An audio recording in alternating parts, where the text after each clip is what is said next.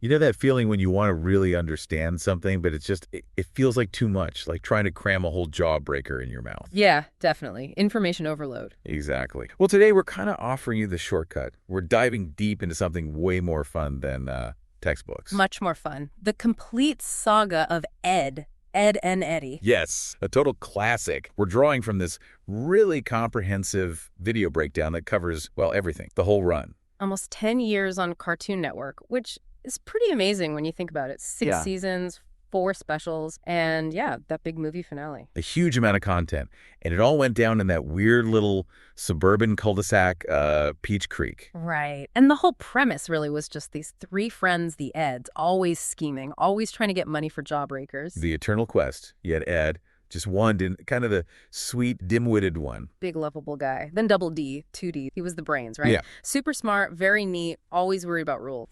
Total stickler. And then Eddy, the leader, or, the self-proclaimed leader. Yeah. Super egotistical, obsessed with getting cash. Always about the cash. Yeah. And the supporting cast was just brilliant, too. Oh, totally. Sarah, Ed's sister, always seemed furious about something. Yeah. And her friend Jimmy, who was kind of soft-hearted, a bit fragile. Definitely. Then Johnny and his best friend, Plank, a piece of wood, but somehow he felt like a real character. Very imaginative kid, Johnny. He really did. And Rolf, the sort of exchange student vibe. The farm and the weird saying. Was son of a ship. Yeah, he was great. And Naz, of course. Everyone had a crush on Naz. Kevin, the neighborhood jock, always giving the Eds a hard time. Total antagonist most of the time. And you can't forget the Canker Sisters. Later on mostly, but wow, May, Marie, and... They brought a certain energy, let's say that. Definitely intense. So, okay, our mission today really is to pull out the best bits for you. The surprising stuff, the moments you might have forgotten. Yeah, give you a clear, fun look at how the whole Ed and Eddy saga played out, how it changed over time. Right. Let's get into it. Season 1, where it all began. Okay, yeah. The very first episode, the Ed Touchables, it perfectly sets up their dynamic right away. Totally. Eddy's mischief, Double D's obsession with neatness, Ed just being Ed. And the scam. Yeah. Or the non-scam. Eddy decides there's a serial toucher loose because Sarah lost her doll and Double D lost his magnifying glass. It's such an Eddy leap in logic, isn't it? Just immediately jumps to the most absurd conclusion. And they actually try to investigate. They put a do not touch sign on Ed. Johnny touches his hair with Plank. Which sets off this ridiculous alarm. And then they're like, interrogating poor Johnny, even threatening Plank. It's nuts. But the punchline is just, Sarah and Double D just misplaced their stuff. That's it. And, of course, the Ed's plan completely fails. They lose the money they were trying to get for Jawbreakers anyway. Classic. Sets the pattern early. And then, boom, almost right away we meet the Cankers. Ah, yes, nag to Ed. The Eds are on some kind of a nature expedition. Double D's idea, naturally. Naturally. They get stuck in the mud. And who rescues? Or, rescues them. May, Marie, and Lee. And they take them back to their trailer park, which is an experience. Oh, man, that scene. They wake up in weird robes. The Cankers are making them like sloppy joes with gears in them. Yeah, it's unsettling. And then they see those drawings the Cankers made, each sister paired with an Ed. And Eddy just brushes it off. Weird, he says. He has no idea what's coming. Totally oblivious. They just eat the weird food, hang out. They don't get it until they try to leave. And suddenly they're doing chores. A mountain of chores. Eddy actually snaps, yells at them, makes them cry. Which is rare for him, standing up like that. It is. They try to apologize, but the Cankers tell them to leave and never come back. Seems like a win, right? For about 5 seconds. Then the end shows the Cankers at the door with those creepy Ed dolls, making it clear this isn't over. Yeah, that sets up that whole dynamic for, the entire series, that creepy devotion. Yeah, it really does. Okay, then there's that classic Hot Day episode. Remember that one? Eddy's desperate for shade. Oh, yeah. Yeah. And this is where we first hear about his older brother, right? Yeah. And the brother's swimsuits. The infamous ill-fitting swimsuits. Yeah, we hear a lot about this brother as the show goes on. Constantly. And even though the suits look ridiculous, Eddy thinks they're his ticket to impress Naz at her sprinkler party. A party they weren't even invited to. Of course not. Their entrance is just pure awkward. Yeah. But you see how obsessed they are with Naz. It's peak teenage awkwardness. And this episode gives us more Rolf, too, with his cultural food, the pig head. Oh, God, the pig head, yeah. And the Eds trying to socialize is just painful to watch sometimes. Culminating in the Rip Trunks incident. Poor Ed. And the comment about his anatomy, it's brutal. That social awkwardness is such a huge part of the show, which leads kind of nicely into the next bit, where Ed's, let's say, hygiene issues cause problems. Right.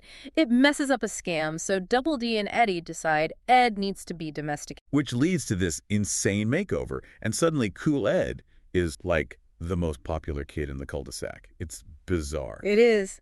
Everyone loves cool Ed. And Eddy, being Eddy, immediately tries to profit off it, sets up a show, charges admission. Naturally. But who shows up to ruin everything? The Cankers, of course. They deflate Ed's cool persona instantly, ruin the show, steal the money, back to square one. They're like the agents of chaos for the Ed. Then we get into Eddy's height thing. He's really insecure about being short. Yeah, that's a running theme. So Double D, the inventor, builds him remote-controlled stilts. Leading to Mega Eddy, Yeah. who just terrorizes everyone for a bit. It's funny seeing him with that power. Brief power trip. Yeah. Because, again, The Cankers grab the remote, stilts go haywire, crash and burn. You almost feel bad for him. Almost. Oh. Okay, Dawn of the Eds. This feels like a big one. Huge. They see this poster for some R-rated movie, and their imaginations just go wild. They make up this whole crazy plot. And that leads them to the junkyard, and they find it.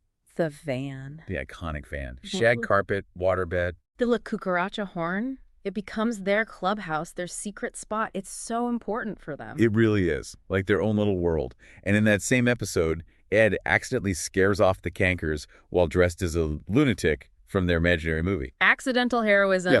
We also see Double D's rocket attempt. Doesn't go well. Eddy tries to launch himself. Also doesn't go well. Physics always wins against Eddy. The episode ends with them imagining Jimmy and Sarah as robots. Yeah. Just pure imagination running wild. It shows how much they live in that shared fantasy world.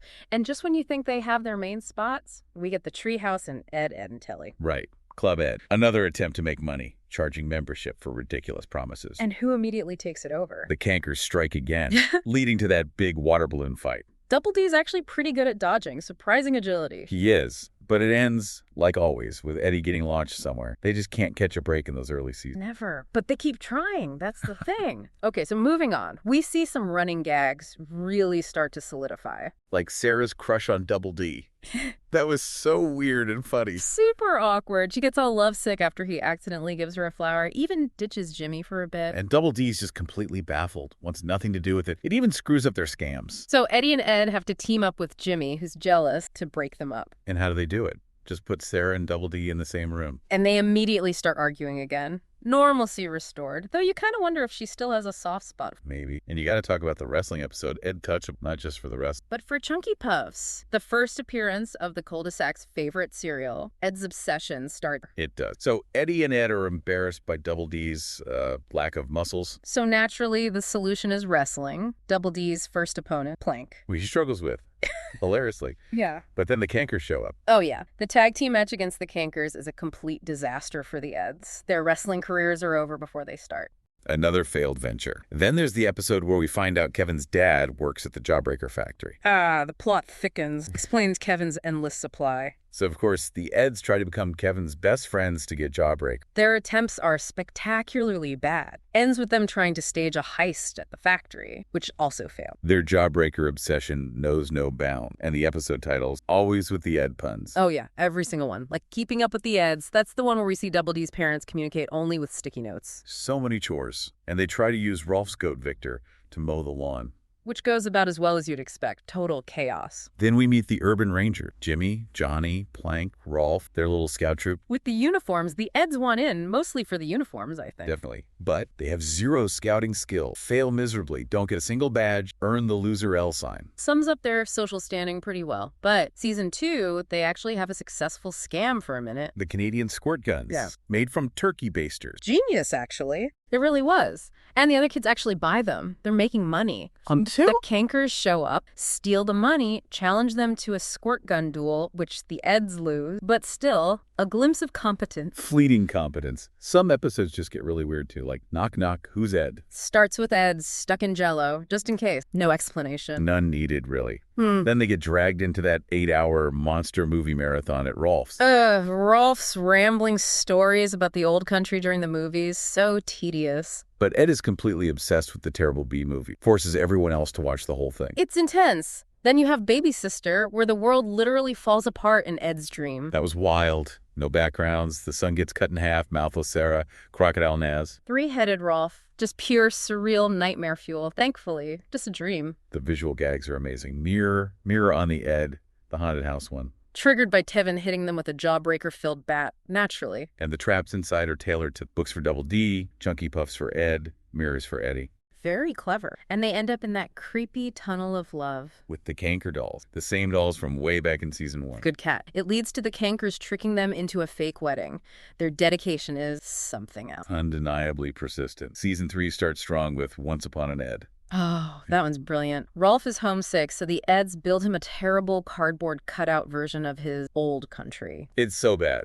But Rolf totally falls for it. He's just so earnest. Until Johnny ruins it, of course, and Rolf's punishment involves Ed basically beating up Eddy and Double D while Rolf sings happily. Peak cartoon logic right there. Mama's Little Ed is interesting too. Yeah, where Eddy and Ed forge sticky notes from Double D's parents to make him do dangerous chores. He goes through so much. But then, when Double D figures it out, Eddy actually does something nice.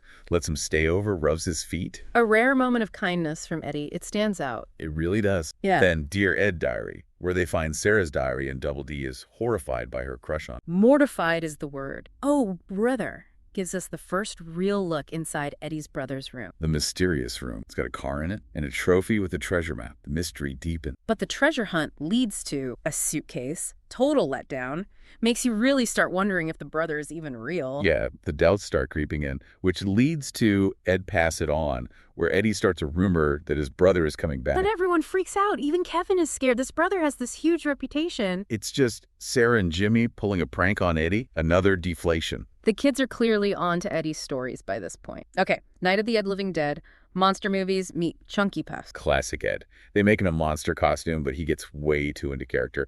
Goes on a rampage, captures the other kids. Glues them to the treehouse wall with chewed Chunky Puffs. It's disgusting. So gross. Double D tries to be the hero, but Sarah actually saves the day by taking off Ed's mask, only to get stuck herself. No good deed goes unpunished in Peach Creek. Then, a twist of Ed, they try reverse psychology on the Cankers. A bold strategy. Yeah. Pretend to be totally in love with them to scare them off. And it almost works. Ed and Double D actually commit to it pretty well. But Eddy cracked. He can't keep up the act. Cankers see through it. Cankers win again. Some things never change. Oh, and later, Johnny becomes Melonhead, the superhero. That's a recurring thing. Right. Captain Melonhead and Splinter. And the season 4 finale. The weird senior citizen dream. Super bizarre. Seeing them all old. Eddy keeps waking up inside the dream. Very strange, surreal ending to this. Definitely memorable. Then, season 5, big change. They go to school. Out with the old, in with the Ed. Summer's over. Eddy's devastated. They have to go to Peach Creek Junior High. And their first crisis is being put in different homerooms. Panic. Their attempt to switch classes backfires spectacularly, landing them in room 212. Taught by the Canker Sisters. Their nightmare scenario. The school setting really opens up new possibilities for chaos, like in Mission Ed Possible. Double D has to deliver Ed and Eddy's terrible report cards. Eddy tries desperately to stop him. Leads to that huge chase. Rolf gets involved. Kevin's bike gets wrecked multiple times. We get that super quick glimpse of Ed and Eddy's parents actually see them. Just for a second, dragging them away, but still, it happened. Then the flashback episode, Every Which Way But Ed, so much backstory. Yeah. We find out how Plank got his splinter, see young Kevin and Johnny with different hair. Naz used to be bigger. Young Rolf in the old country. And the best part, seeing the Eds meet as toddlers in diapers. Already scheming. Trying to scam baby Double D. It shows they were always like, fundamentally. Born scammers. Picture day. Smile for the Ed. More classic mishaps. Kevin accidentally ruins Eddy's picture. Costing Eddy the chance to finally get his brother's room. That brother's room is like the ultimate prize for him. It really is. Okay. The Valentine's Day special, that thing was nuts. Completely bonkers. Cupid, Sarah, and Jimmy causing chaos. May falls for Double D because of science and deodorant. Makes perfect sense. Leads to a food fight, and then the Cupid arrows hit everyone, creating the weirdest couples. Kevin and Lee, Naz and Johnny, Ed in a sandwich. Eddy and Plank. It's amazing. And Rolf's reaction. Squeezing lemons in his eyes, the mop water. Only Rolf. Breaks the spell. But Double D keeps May's note at the end. Intriguing. Which finally leads us to the movie. Ed and Eddy's Big Picture Show. The Grand. It starts with them on the run. They pulled off their biggest scam ever, but we don't see what it was. Which makes it even better. The stakes are immediately high. They hide in Eddy's brother's room, find the car key using emergency peanuts. And just smash to the wall to escape. We see the aftermath on the other kids. Oh, it's brutal. Rolf's covered in bites. Nazzie's half-shaved. Kevin looks like he exploded. Johnny has a bear trap on his head. Whatever they did, it was bad. The chase across the neighborhood is epic. Rolf on a pig. Naz skating, Kevin biking. They're furious. Double D uses the merry-go-round to fight them off. Pretty smart. Then they crash the car. Yeah. And Eddy makes the call. They have to find his brother. For real this time. He's still talking him up, making him sound amazing. They end up at this abandoned gag factory. Perfect setting. Then, more slapstick. Double D launched into the air, rescued from a waterfall. They go downriver in a duck boat. Double D loses his hat, first time ever. Big moment. The quicksand prank pushes Double D too far, though. He actually leaves. That felt serious, like maybe this was the end of the Eds. But Eddy? Yeah. He actually apologizes. Like a real, genuine apology. Double D comes back. Huge character growth for Eddy there. They find the whale trailer, think it's the brothers, but the Cankers have caught everyone else. You want to offer the kids up as like a gift? It's so Canker. And then he appears, Eddy's brother, an actual adult. And he looks tough. Yeah, I.S. tough. The way he treats Eddy, that whole uncle game, it's genuinely uncomfortable. Abusive, really. It is. And the surprising thing, the other kids feel bad for Eddy. They see what he's been dealing with or projecting. That's the turning point. Eddy breaks down, admits his brother was mostly made up, this persona he created. And in that moment of honesty, the other kids finally accept them. Naz kisses Eddy. Kevin gives him a hug. It's amazing. They're finally friends. But then Captain Melonhead and Splinter show up to arrest them. The timing is perfect. Ed, and Eddy. And the kids immediately turn on Johnny. Hilarious. But it ends well. Kevin throws a Jawbreaker party for the Eds, celebrating them. The ultimate prize. Yeah. And that final message. All it took was 130 episodes, 4 specials, and a movie. Perfect ending. So yeah, looking back, the show's appeal is, well, it's the characters, the bizarre humor, the constant failure of the scams. Right. But underneath, there's real growth. They actually find acceptance in the end. Which is pretty cool. So hopefully, if you were looking for the full story, the quick version, you've got it now. A better sense of the whole bizarre journey. Yeah, you understand the evolution, the characters, all those memorable Jawbreaker moments. And it makes you think, doesn't it? Despite all the chaos, all their flaws, they find a place. They belong. What does that say about friendship? Yeah. About finding your people, even if you're the weirdos in the cul-de-sac. Exactly. Even amidst total cartoon madness, that need for connection, for belonging, it's still there, something to chew on.